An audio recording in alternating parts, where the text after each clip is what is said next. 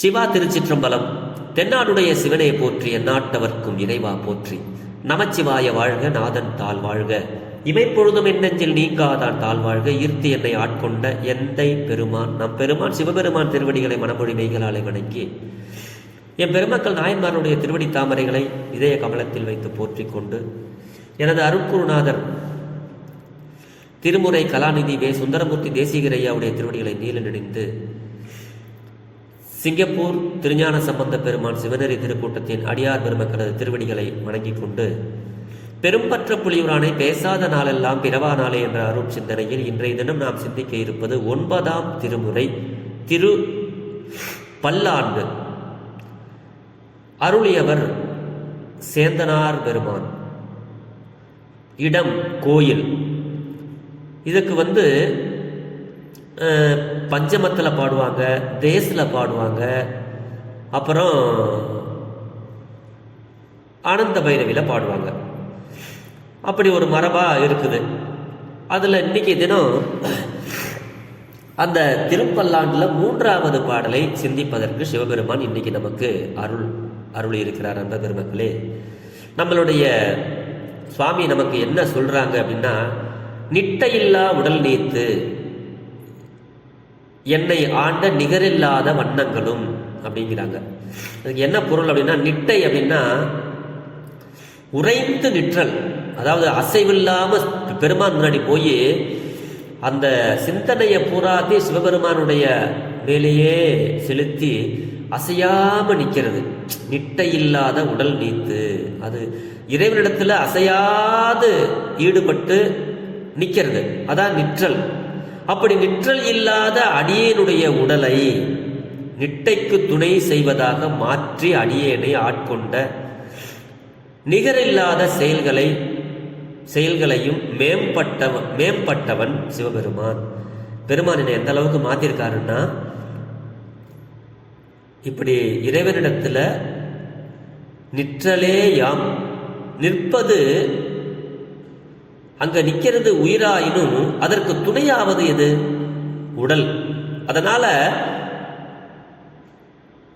அது உடன்மேல் ஏற்றி துணை செய்யாத உடலை நிட்டையில்லா உடல் அப்படின்னு சுவாமி சொல்றாங்க. நீத்து அப்படின்னா மாற்றி, எதுக்குமே நிட்டைக்கு துணை செய்வதாக்கி அப்படிங்கிறாரு. நிட்டைக்குன்னா அந்த உடல் சும்மா இருந்ததுன்னா அது வெறும் அசையாம அப்படியே கிடக்கும். இந்த உயிர் அதோட சேர்ந்தாதான் அது அசைவுகள் கொடுக்கும், சக்தி வரும். அப்படி நிட்டை இல்லாத உடல், சும்மா கடந்த இந்த உடல்ல நான் உன்னை வழிபடுறதுக்கு பக்தி இல்லாம இருந்தேன். ஆனா என்னை இப்ப நீ எப்படி மாத்திருக்கன்னா, என்னை ஆண்டு கொண்டாய்.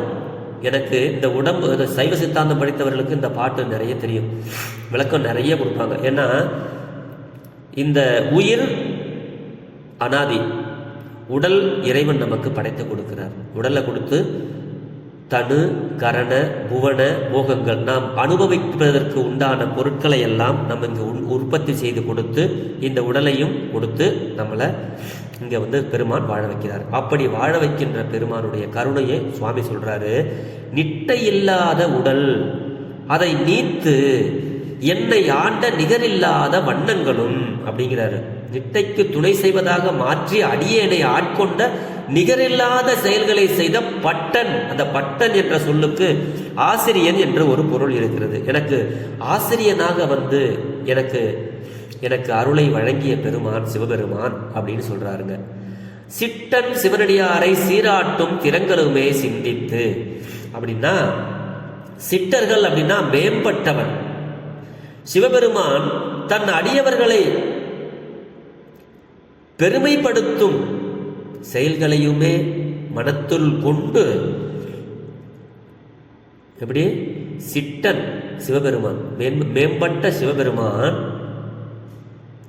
சிவனடியாரை சீராட்டும் திறங்களுமே சிந்தித்து அப்படிங்கிறார். அடியார்களை எல்லாரும் பாராட்டணும், சீராட்டணும், அப்படிப்பட்ட ஒரு திறங்களை சிவபெருமான் மனதில் கொண்டு நம்மளை எல்லாம் ஆட்கொண்டாராம். அவருடைய குணங்கள் அட்டமூர்த்தி. அட்டமூர்த்திக்கு என் அகம் நெக ஊரும் அமிர்தனுக்கு அப்படிங்கிறாரு. மேம்பட்டவன் ஆகிய சிவபெருமான் தன் அடியவர்களை பெருமைப்படுத்தும் செயல்களையுமே மனத்து கொண்டு அட்டமூர்த்தியாய் என் மனம்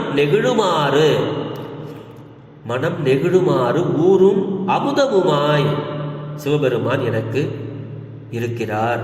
அப்படிப்பட்ட அமுது போன்ற சிவபெருமான் ஆலமரத்தின் நிழலில் அமர்ந்து குருமூர்த்தியாய் அடியேனை தன் அடிமையாக ஆட்கொண்ட நம் பெருமான் அப்படிங்கிறார். என்னை எப்படி ஆட்கொண்டான்? ஆலநிழல் பட்டனுக்கு என்னை தன்பார்படுத்தானுக்கே. சுவாமி, நான் ஒன்றுக்கும் உதவாதவனா கடந்தேன், ஆனால் எனக்கு என்னை ஆட்கொண்டு உனக்கு அன்பு செய்கின்ற ஒரு வழியை தந்து எனக்கு ஆசிரியனாக வந்து எனக்கு அருளை வழங்கி உன்னை வழிபாடு செய்வதற்காக தன்பார்படுத்தான். உனக்கே நான் ஆட்பட்டவனாக அடியேனை தன் அடிமையாக ஆட்கொண்டாய் நம் பெருமானே அப்படின்னு சொல்றார். அப்படிப்பட்ட பெருமானுக்கு நாம் பல்லாண்டு வாழ்க என வாழ்த்துவோமாக. பெருமானை வாழ்த்துவதால் நாம் வாழ்வோம். பட்டன் என்ற சொல்லுக்கு ஆசிரியன் பிற ஒரு பொருள் இருக்குங்க. ஆசிரியனாக குருநாதனாக வந்து அடியார்களை எல்லாம் எப்படி ஆட்கொண்டார் அப்படிங்கிறத இங்க வந்து சொல்றாருங்க. சிட்டனாகிய சிவன் என உரைத்து தன் அடியாரை என சொல்லெச்சம் வருவிக்க திறன்களுமே என்ற ஏகாரத்தை இங்கே சுவாமி சொல்றார். அட்டமூர்த்திக்கு முதலிய நான்கும் இந்த 4 வந்து இதுல வந்து சொல் வருது. சிட்டன், அட்டமூர்த்தி, பட்டன் அப்படின்னு சொல்லி வருது. அப்ப அட்டமூர்த்தின்னா பெருமானுக்கு அட்டமூர்த்தி, ஆலமரத்தின் கீழ் அமர்ந்த குருமூர்த்தியாய் அடியேனை அடிமை கொண்ட அட்டமூர்த்தி சிவபெருமான். அந்த தன்னை ஆட்கொண்ட முறைமையை இங்கே வந்து சொல்றார். மூர்த்தி அப்படின்னா எல்லாருக்கும் மேலானவன். அட்டம் அப்படின்னா 8ன்னு அர்த்தம். அட்ட வீரட்டானம்னு சொல்லுவாங்க. அப்படி அவருடைய பெயர்ல ஒன்று அட்டமூர்த்தியாக பெருமான் வந்து என்னை அருள் செய்து ஆட்கொண்டு அவனுக்கு அடிமையாக என்னை ஆட்கொண்ட பெருமானை நாம் பல்லாண்டு வாழ்க என வாழ்த்துவோமாக அப்படிங்கிற அளவில் இந்த பாடல் வந்து நமக்கு சுவாமி அருள் இருக்கிறாருங்க. இதனுடைய பண் என்றால் என்னன்னு கேட்டோம்னா, தெரிஞ்ச அளவில் இந்த தேசராகத்தில் நான் உங்களுக்கு பாடி காட்டுறேன். எளிமையாக எல்லோரும் திருமுறையை பாடும் வண்ணம் எளிமையாக பாடுகிறேன். திருச்சிற்றம்பலம். இந்த பாட்டு ஒரு ராகம் ஒன்று சிவசிவா. இந்த தேச ராகத்தை பிடிக்கணும்னா அதுக்கு ஒரு நம்மெல்லாம் சினிமா பாட்டு நிறைய கேட்குற பழக்கம் உண்டு. யாருக்கும் இல்லைன்னு சொல்ல முடியாது, ஏன்னா நம்ம எங்கேயாவது கேட்டிருப்போம். அப்படி அடிக்கடி நம்ம கேட்கக்கூடிய பாட்டு இந்த ஏஆர் ரஹ்மான் மியூசிக்கில் ரோஜா அப்படிங்கிற ஒரு படம் வந்தது. அந்த படத்தில் இந்த எல்லாரும் கேட்டிருப்பாங்க, காதல் ரோஜாவே. அந்த பாட்டுக்கு முன்னாடி ஒரு சந்ததி வரும், அதுதாங்க தேசு. நம்ம ஈஸியாக புரிஞ்சுக்கலாம். இதை நான் ஏன் சொல்கிறேன்னா, அந்த ராகத்தை கையாளணுங்கிறதுக்காக சொல்கிறேன். சினிமா பாட்டை பாடுங்கிறதுக்காக சொல்லலை. அந்த பாட்டுக்கு முன்னாடி ஒரு அழகான பியூர் தேசு ஒன்று வரும். அந்த ராகத்துக்கு பிறகு தான் அந்த பாட்டு வரும். அந்த ராகம்லாம் நம்ம மனசில் பதிய வச்சுக்கணுங்க. அதுதான் அப்படியே ஒரு மியூசிக் மாதிரி வரும். ஆ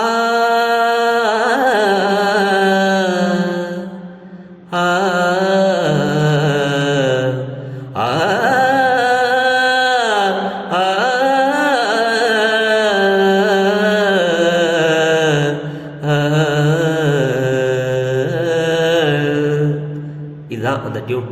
அப்படிதான் இந்த பாட்டை நம்ம இப்ப பாட போறோம். திருச்சிற்றம்பலம். நிட்டை இல்லா உடல் நீத்து என்னை ஆண்ட நிகரில்லாத வண்ணங்களோ நிட்டை இல்லாத உடல் நீத்து என்னை ஆண்ட நிகரிலா வண்ணங்களோ சிட்டன் சிவனடியாரை சீராட்டோ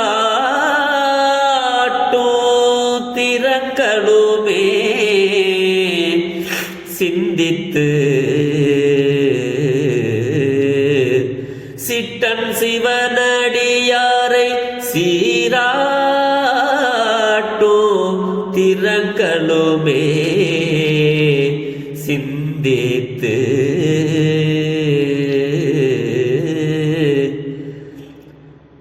அட்டமூர்த்திக்கென்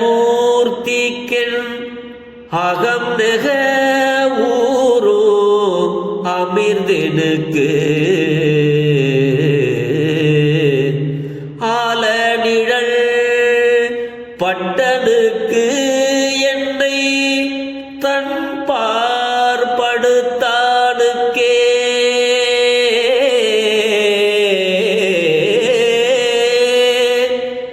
ஆலநிழல் பட்டனுக்கு என்னை தன் பார்படுத்தானுக்கே பல்லாண்டு கூறுதுமே பல்லாண்டு பல்லாண்டு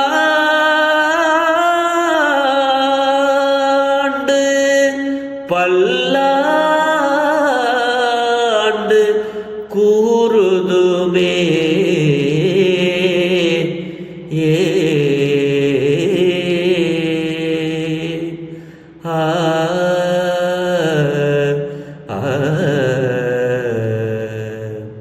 திருச்சிற்றம்பலம். இதாங்க தேசம். அழகா பாடலாம், பொறுமையா பாடலாம்.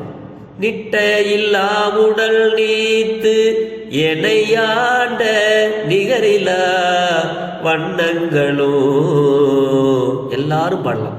சிவசிவம் எல்லாரும் பாடலாம், எளிமையா பாடுவோம். இந்த தேச ராகத்தை பாடினா உடம்பு ஆரோக்கியமா இருக்கும்னு சொல்லுவாங்க. அப்படிப்பட்ட ராகம்.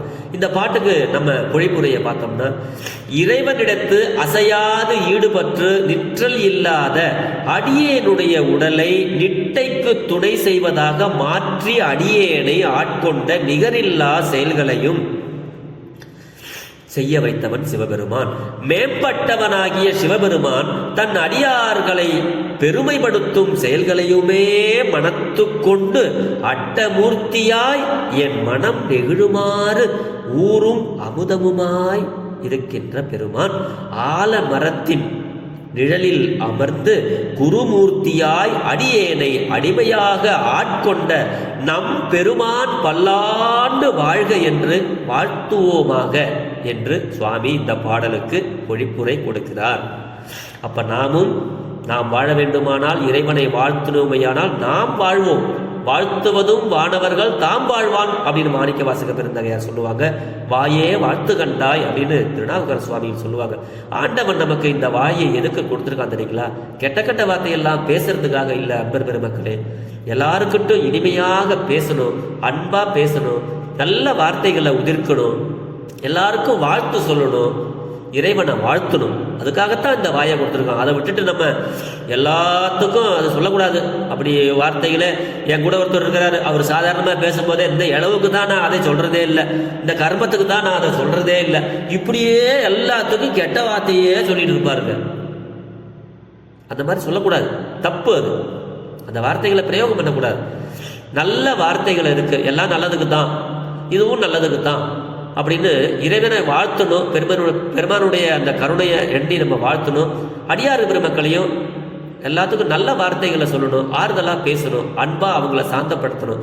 அதுக்கு தான் நம்மளுக்கு கடவுள் வாயை வாழ்த்துவதற்காகவே கொடுத்திருக்கிறான் என்று சொல்லி, பெரும்பற்ற புலியூரானை பேசாத நாளெல்லாம் பிறவா நாளே என்ற அருள் சிந்தனையை நிறைவு செய்கிறேன். ஜெர்மனியில் இருந்து சிவபாலா.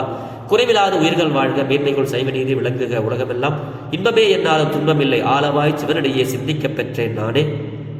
ஆழ்க தீயதெல்லாம் அறநாமமே சூழ்க, வையகமும் துயர் தீர்கவே. சிவா. திருச்சிற்றம்பலம்.